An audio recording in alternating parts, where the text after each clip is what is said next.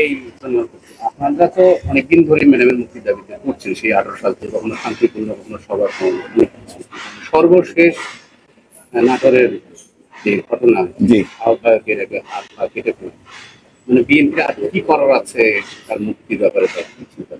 না, আমরা যেটা করছি আমরা তো প্রথম থেকে বলছি যে আমরা আপনার শান্তিপূর্ণ আপনার গণতান্ত্রিক আন্দোলনে বিশ্বাস করি।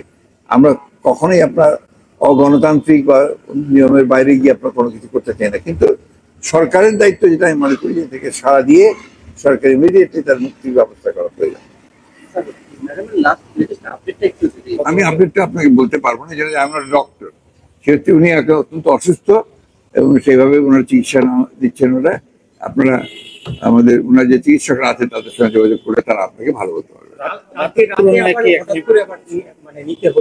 হ্যাঁ, উনি বললাম আপনার যে তার আরো অবনতি হয়েছিল, তার শরীরের অবনতি হয়েছিল এবং সেই কারণেই তাকে নিতে হয়েছে আর কি, খুব জরুরি ভিত্তিতে নিতে হয়েছে।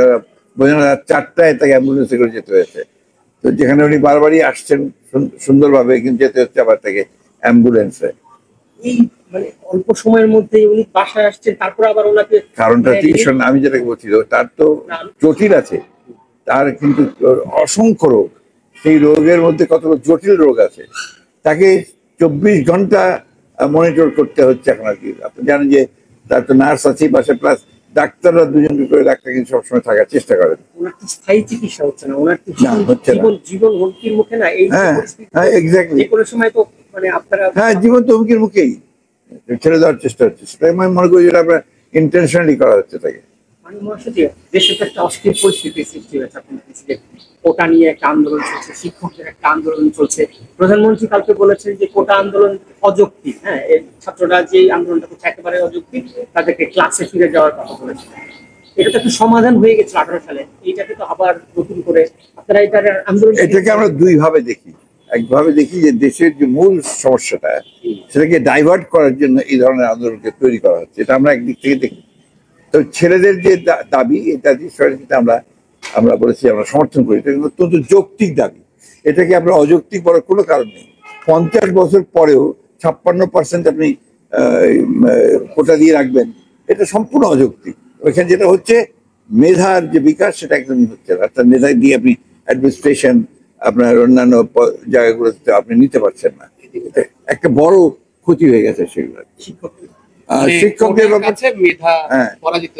ব্যাপারটা তো অত্যন্ত যুক্তিসঙ্গত, কারণ আপনি এর আগে একরকম কথা বলেছেন, এখন করছে বলেছে যে যারা আপনার পেনশন পায় তাদের জন্য দরকার নেই, যারা বাইরে পেনশন পায় তাদেরকে নিয়ে আসতে পারে, ঐচ্ছিক, কম্পালসারি না। এখন তো ঐচ্ছিক করে দিয়েছেন, কারণ হচ্ছে যে সরকারের আর্থিক ক্ষেত্রে যে দুরবস্থা, তাদের টাকা পয়সা সব শেষ হয়ে গেছে বলা যায়, সেইখানে তারা এখন বিভিন্ন জায়গা থেকে সেই পানি নিয়ে আসবে। যেমন আপনার অটোনমাস বডিগুলো, অনেকগুলো অটোনমাস বডি আছে যাদের সারপ্লাস মানি ছিল, বহু টাকা আপনার তাদের কাছে ছিল, সেগুলো নিয়ে নিয়েছে গভর্নমেন্ট, কোথাও কিছু বাকি রাখছে না, সবকে নিয়ে ফেলছে। এরপর আপনি দেখেছেন আরো কি মারাত্মক ফলস ইনফরমেশন দেয়।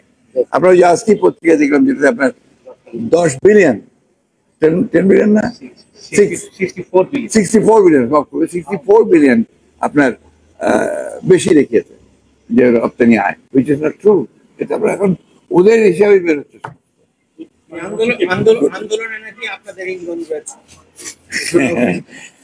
আমরা কখনোই এই ধরনের আন্দোলন দেওয়ার প্রশ্ন রাখি, ওরা তো আপনার নিজস্ব তাদের একটা প্রফেশনাল আপনার সব বিশ্ববিদ্যালয় শিক্ষকরা করছে, ছাত্ররা করছে।